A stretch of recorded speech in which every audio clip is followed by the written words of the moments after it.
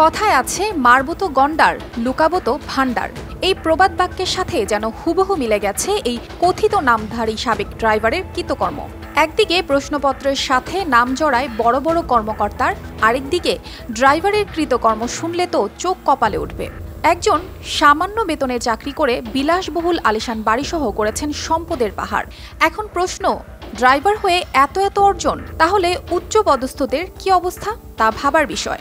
বলছিলাম বিসিএস সহ ৩০টি নিয়োগ পরীক্ষার প্রশ্ন ফাঁসের পরবর্তী অনুসন্ধানের কথা। বিপিএসসি ৬ কর্মকর্তা কর্মচারীর বিরুদ্ধে উঠেছে প্রশ্ন ফাঁসের অভিযোগ। এই সংবাদ দেশের একটি বেসরকারি টেলিভিশনে প্রকাশের পর থেকেই মাদারীপুরে গ্রামের আলিশান বাড়িতে ঝুলছে তালা। আমারে ৭ লাখ দিছে।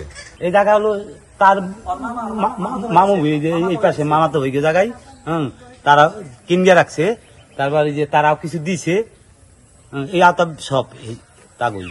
পিএসসি চেয়ারম্যানের সাবেক গাড়ি চালক সৈয়দ আবেদ আলী জীবনের নিজ বাড়ি মাদারীপুরের ডাসারের পশ্চিম বোতলা গ্রামে। তিনি অবৈধ টাকার মালিক হয়ে পরিবার নিয়ে করতেন বিলাসবহুল জীবনযাপন। ঢাকাসহ বিভিন্ন স্থানে রয়েছে ফ্ল্যাটসহ একাধিক ভবন।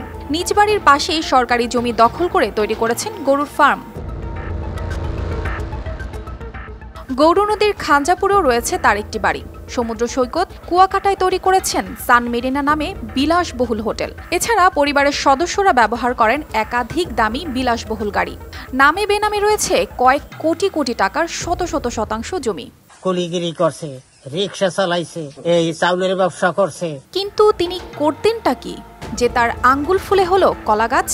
বলছি, তিনি খুব মহৎ কাজ করতেন। বিসিএস পরীক্ষার প্রশ্ন ফাঁস সহ বিভিন্ন দপ্তরে করতেন দালালি।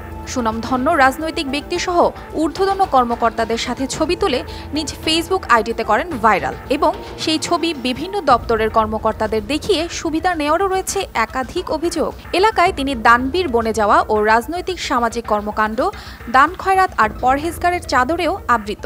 তার এই কৃতকর্মের খবর শুনে হতবাক এলাকাবাসী। প্রশ্ন ফাঁস এই আপনার মুখে আজকে আমরা শুনলাম, এছাড়া আমরা কোনোদিন এগুলি শুনি যে প্রশ্নপত্র ফাঁস বা দুর্নীতি এরকমের সাথে ইনভলভ, সেটা আমরা আদৌ শুনি নাই। তার ছেলে ঢাকা উত্তর ছাত্রলীগের ত্রাণ বিষয় সম্পাদক সৈয়দ সোহান রহমান। তিনি কোটি টাকার গাড়ি ব্যবহার করছেন। এখন প্রশ্ন, এত অর্থ আসে কোন মাধ্যম থেকে? ইতোমধ্যে আবেদ আলীকে নিয়ে খোঁজ খবর নেওয়া শুরু করেছে বিভিন্ন দপ্তর। তার বৈধ কোনো সম্পদ আছে কিনা এবং সেগুলোর সঠিকভাবে ক্রয় ও কর দেয়া হয়েছে কিনা সেই অনুসন্ধান চলছে বলে জানান এই কর্মকর্তা। আবেদ আলী ইস্যুতে আমরা অবগত হয়েছি এবং ইতিমধ্যে সংশ্লিষ্ট যে সরকারি এজেন্সিসগুলো আছে ওনাদেরকে আমাদের ইনস্ট্রাকশনস আছে যে উনি যদি অবৈধভাবে কোনো সম্পত্তি যদি উনি হস্তগত করে থাকেন সেই বিষয়ে খোঁজ খবর আনার পরে আমাদের আইনানুগভাবে যা অ্যাকশনে যাওয়ার আমরা সেই অ্যাকশনে আমরা যাব। একই সাথে যদি আদালত থেকে কোনো কিছু বা কোনো আদেশ আসে বা অন্য কোনো কিছু যদি ইনস্ট্রাকশনস আসে, সেই ইনস্ট্রাকশনস ইমপ্লিমেন্টেশনের জন্য আমাদের অ্যাডমিনিস্ট্রেশন থেকে যত ধরনের অ্যাসিস্ট্যান্স সবকিছু আমরা এনশিওর করব। এলাকায় দান খয়রাত আর পরহেজগারি সহ রয়েছে বিপুল সম্পদ। তবে কিছু লোক বলছে সে কুলি থেকে আজ দানবীর। কিন্তু এলাকায় কিছু মানুষের অসহায়ত্বের সুযোগে শত শত শতাংশ জমি ক্রয় করেছে সেই ড্রাইভার আবেদ আলী জীবন।